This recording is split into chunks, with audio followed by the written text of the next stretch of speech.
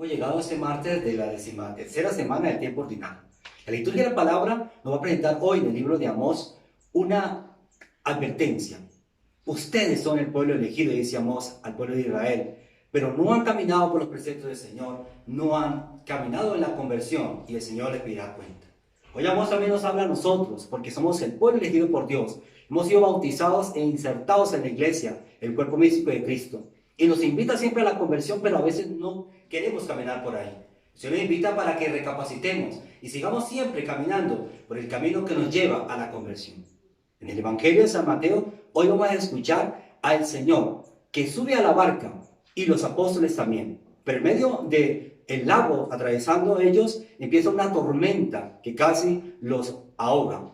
Despiertan al Señor, Señor, sálvenos. Y el Señor dice, cobardes, qué poca es su fe. Dice una palabra y el mar se calma. Hoy en el Evangelio podemos mirar varias cosas. Primero, Jesús sube a la barca y los discípulos también. Nosotros también tenemos que subir con el Señor a esta barca que es la iglesia, esta barca que es el mismo Cristo, esta barca que es el mundo. Segundo, no podemos caer en lo que pasaba con los apóstoles, que tuvieron miedo, pues en medio de la tormenta, cada uno quería salvarse por su propio sentido, porque eran navegantes, pero no lograron hacerlo.